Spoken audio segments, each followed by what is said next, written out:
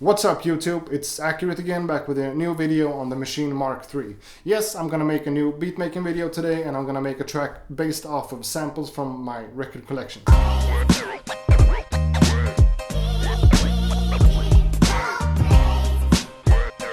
also want to say thanks a lot to everyone who watched my last video on the Maschine MK3. It got a couple of views and I'm super happy about it, but let's just jump right into this one and start making a new track. So here are some of my latest additions to the collection, as well as some of my scratch records that are really handy to have like this. But let's just pick a record here, maybe something like, I don't know really, that one. So let's put it on the turntable and see what I can find.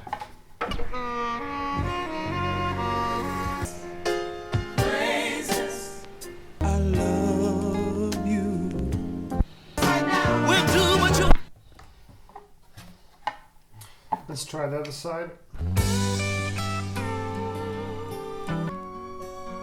So there's a lot of sample-worthy material here. What I liked the most right now was this.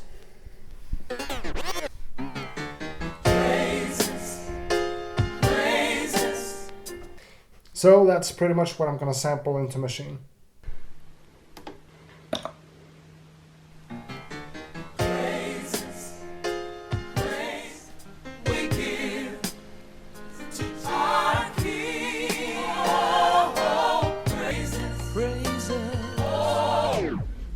And just like that, my sample is recorded. I can hit edit. I want to go in and normalize it, so I raise the volume of the sample and start looking for places to chop it up.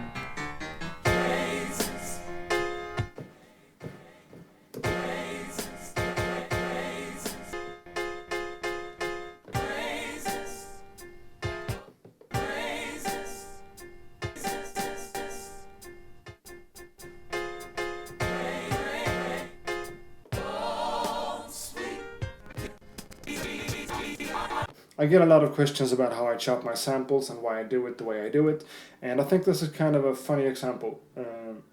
If I let any of the algorithms inside of Maschine fix this for me, it would chop this sample right here, on the formant, where the volume is the loudest. But I don't want to use this little thing, I want to go right into here.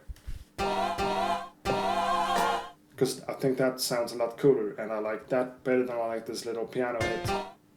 I have that right there. So that's pretty much why I choose to not go by the formants or just go by the same tempo of the track. I want to get it custom made like this. And I don't really need a lot of copies of the same kind of sound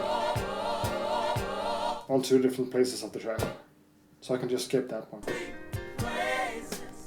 So I think I'm pretty much done with the chopping of this sample, and my next step is to try to find a pattern to play these chops in to make a beat out of it.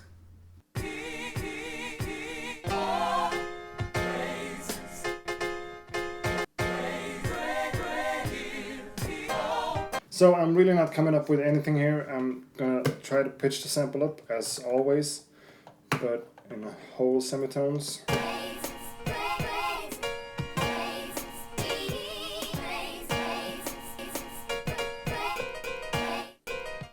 Well, I kind of like how it sounds right now, but I need to find like a pattern that I can build up from. That little snare bothers me a lot, so I want to get rid of it. So I need to zoom in, maybe just cut it out. It's still there, but it's not as in your face. Maybe I can take out a little bit more. That sounds a lot better. Maybe I can get rid of this snare too.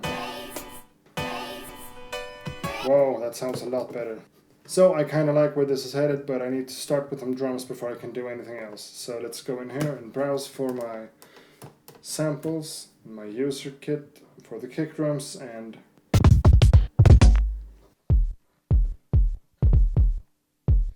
that one. Add another one on top.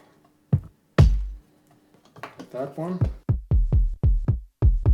Plus do the same thing with the snare. So I found this loop and I want to like chop just this little snare. So let's put the two kicks on the same link group.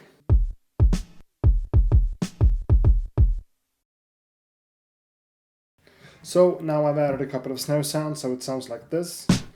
And I want to duplicate my original snare, take it out of the link group, and just edit out the start of it.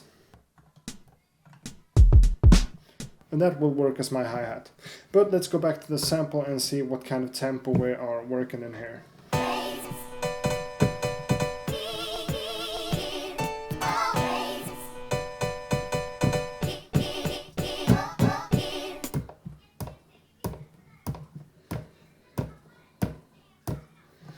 So it says 92.8 after tapping the tempo like that, and I'm gonna round it off to 92. Yeah, let's start by making a drum loop.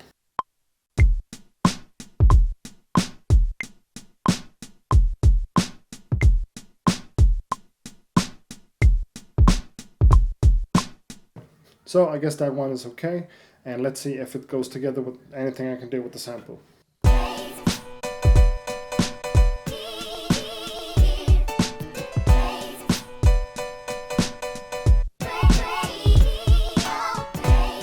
Well, some of it sounds a little bit too choppy to my taste, so I'm gonna put some kind of delay or reverb or anything on it.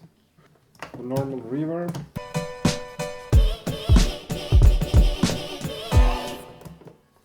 So that's better. Let's try another pitch.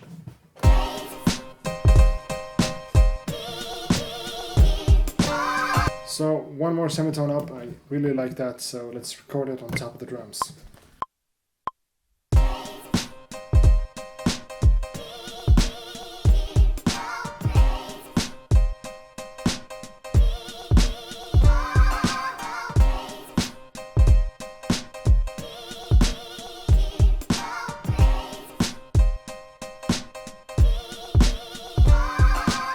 So that's pretty much my first pattern, and let's go to the next one. The same drums, but another pattern.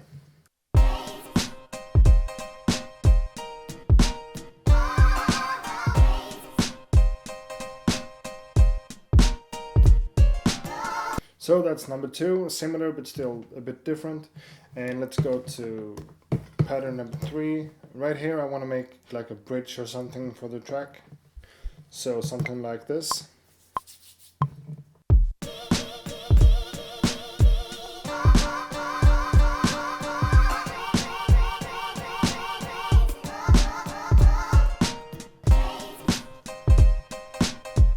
So I think I could make like an infinite number of patterns with this little sample, but I need to move forward and start adding more stuff to this, so I need to find the root note on some kind of instrument to make a bass line and maybe something else. Let's see. So I'm gonna load up some standard sound just to try to find the root note.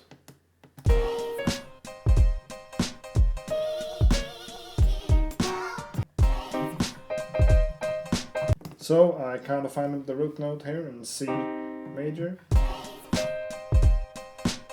So let's stick with that and switch that sound to a bass sound.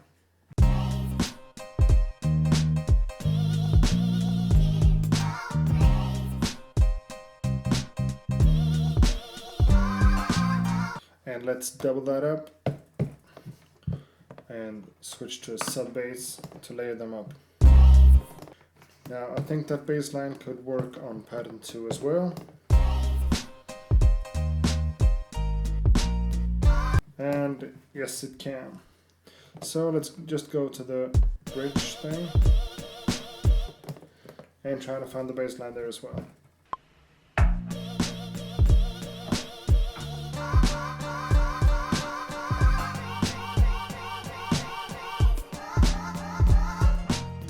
Now let's select the events, copy them and paste them onto the sub bass as well. And this is pretty much the point where I got stuck making this track. I could add something like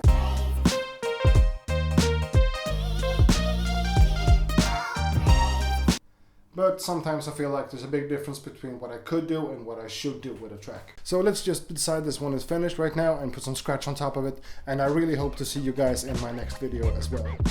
Take care, bye now.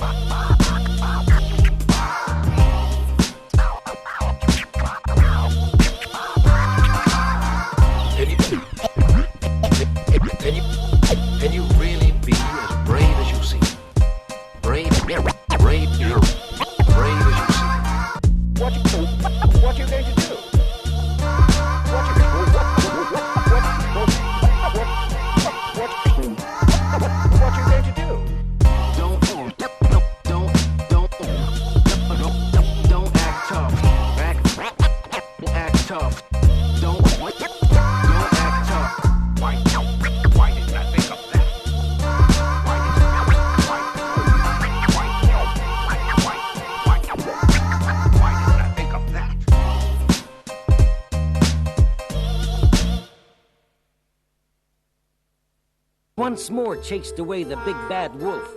But he was determined to come back, this time looking like the mother goat.